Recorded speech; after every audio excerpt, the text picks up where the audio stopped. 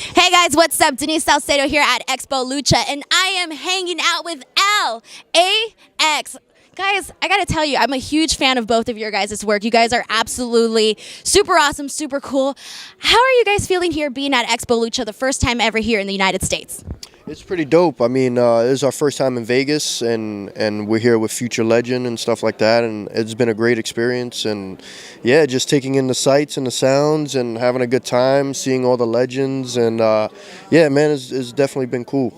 Well, I like that you mentioned, because I was about to ask you guys if this was going to be your first time in Las Vegas. How's Las Vegas going so far? Is it what you expected? Yeah, I guess. Like I said earlier, before you started the interview, we haven't gotten into debauchery yet, but maybe tonight we'll kind of take in Vegas and see what it has to offer. Yeah. Don't get into debaucheries. That's going to be the word of the day. Hashtag debaucheries, even though I don't know how to spell that. Well, we're not going to get into a spelling bee right now. I want to know, you guys have been doing such incredible work with Impact. But first off, how did you guys get involved with Konnan, and what was it like for you guys to get the LAX name so fast? Well, we had gotten the call from Impact, and you know, pretty much it was you know, just a rough idea of you know, we got a call from Jeremy Borash, and he was like, hey, we're bringing back LAX, Konnan and Homicide are down, and your guys' names were brought up, and we want to give you guys a shot. And as soon as I hung up with Jeremy Borash, Konnan called my phone, and to hear on the other side of the phone Konnan for the first time, it was a surreal moment, you know. And I remember I was in the middle of cooking lunch for my daughter, and when I got the call, so yeah, it was just dope. And he was, you know, we shot the shit on the phone for a little bit, and he was, you know, pretty much asking us about our background and stuff like that. And yeah, we hit it off. And one of the main things that we told each other is that no matter what, screw everything, just be real. Just be real with each other, and that's that. And ever since that, the rest has been a roller coaster ride from then. Yeah. Yeah. Well, you guys have been getting lots of notoriety and stuff like that, which I'll go into later. But did you want to add to that? Yeah, I mean, just to go off what he was saying, we just happened to be in the right time, right place, honestly. Konnan was looking for a legitimate tag team, and then Homicide, we've known him from doing New York Indies and stuff like that. Definitely one of our mentors, and pretty much gave us a stamp of approval. And K-Dog takes Homicide's word as gold, and it worked out. Yeah, and it was awesome, and then we were pretty much thrown into the deep end, and it was like sink or swim, and we swam. Luckily, we were prepared, and yeah, and we just kind of took the ball and ran with it, and we're trying to keep going and go even higher with it, yeah. Well, the cool thing that I noticed about being around Konnan is that he has this like aura, this presence that you just can't help but to respect, you know? So I want to know, what's the best advice that Konnan has ever given you guys? He likes to bring up Benoit and Eddie and stuff like that, and they're the measuring stick. You know what I mean, when it comes to this. And honestly, as far as he's always sharing knowledge, and he's always so giving when it comes to knowledge and stuff. But I got it. So the best piece of advice, we actually had this question asked for us, and he's forgetting.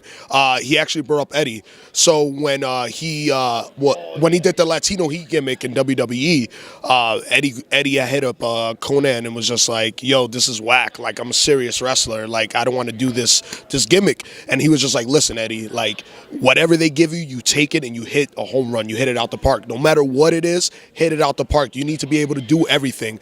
And as you know, Latino Heat was one of his greatest runs ever in wrestling, and that's kind of what took him to the next level. And yeah, it's just like, no matter what they give you, what the office gives you, sometimes it's be like, "Oh, this shit is whack, man. Like, I don't really want to do this," but just do it and hit it out the home run. If you could wear in a chicken suit, be the best chicken ever. You know what I mean? Yeah. No, and I love that you say, like, you do what you're told, you do it and stuff, and you do it right. Here's the thing. One of the things that you guys have been killing with, it's the vignettes that you guys are doing. How has that been helping further your feud with the OGs?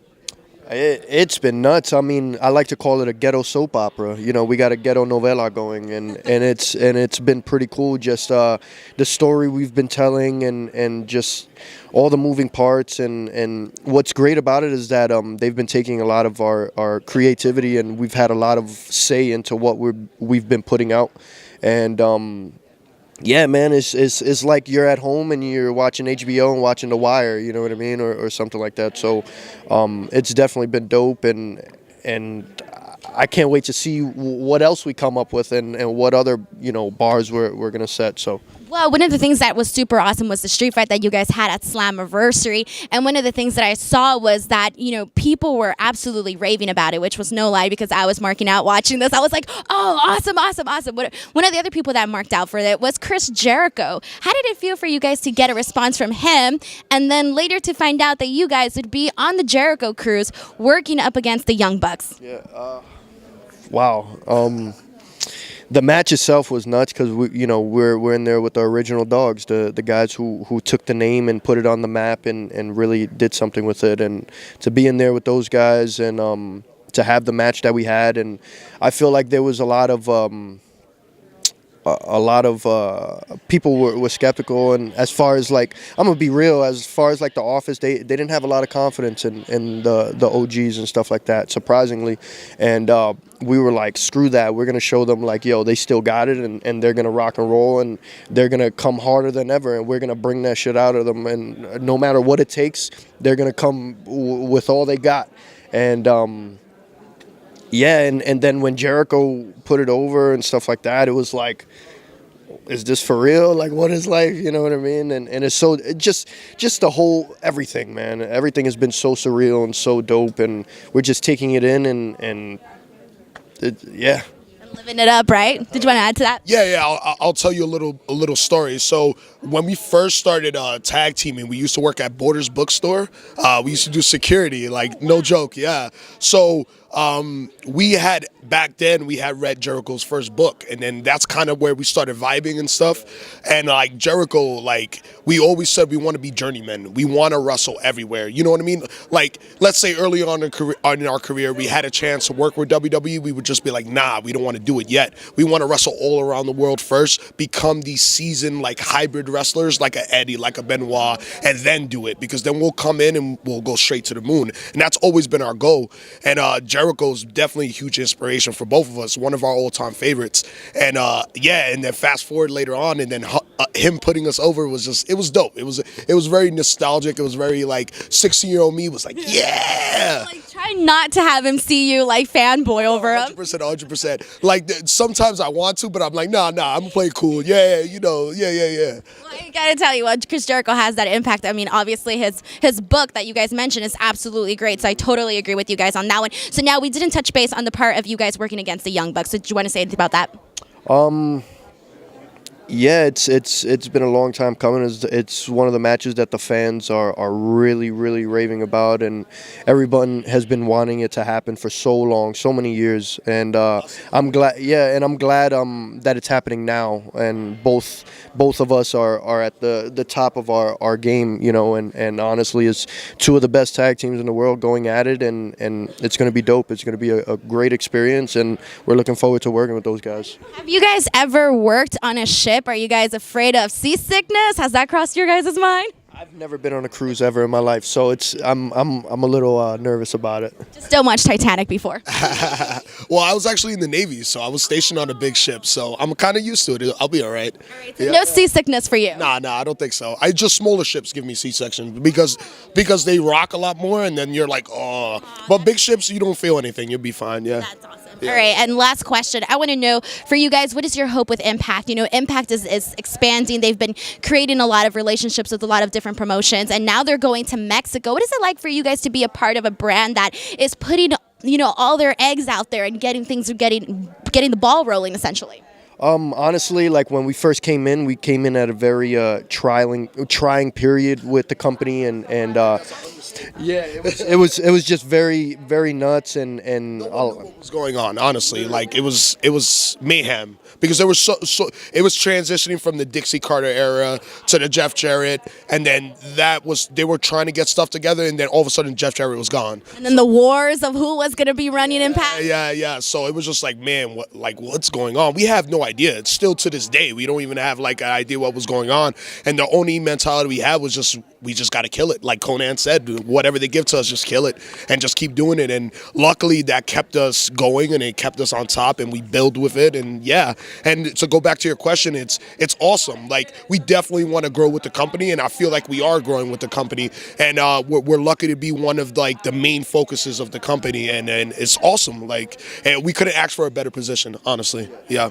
And it's been dope like that, the whole transition. Like I feel like we came in and we started growing together with Impact, you know what I mean? And now we're on the forefront of making the company better, and the team of guys, not just in the office but in the locker room. We got such a strong, sick roster right now, and what's great is that everyone is in that locker room to put in work. Nobody's there phoning it in, nobody's there bullshitting, nobody's there for a payday. Everybody's there to work hard and really put their best out, and I think that's what's making it like top shit now. So it's super refreshing to wrestling, because the people that like WWE, they like that product. It's just, we're an alternative. As you can see, they're trying to do edgy stuff. They're trying to like switch it up. You know what I mean? They're taking a little bit from Lucha Underground, a little bit from the beginning of the TNA days, and they're just trying to like, they're learning as they're going, because the people that are now like in power, like Sanjay Dutt, Scott D'Amore, Don Callis, they're just trying new stuff. They're just trying to give you an alternative to what WWE is. And hopefully, you know, we keep growing and we finally find our niche. I feel like with certain aspects they have, but then certain things fans will be like, all right, this was whack, you know what I mean? But, you know, it's trial and error. Yeah. No, yeah, and I think what you're saying is that trying different things and incorporating different things, I totally see that, because for example, after Slammiversary, like I said, the fans were hot, and I was like, the first thing I tweeted was, Impact just gave us something that nobody else is giving us, and I think that's the super cool part. Well, guys, I'm super excited and happy for you guys that you guys are killing it and you guys are going out there and living your best life. I'm going to let you guys enjoy the rest of Expo Lucha, but I want to thank you guys for hanging out with me today and chatting with us. Guys, LAX. Boom.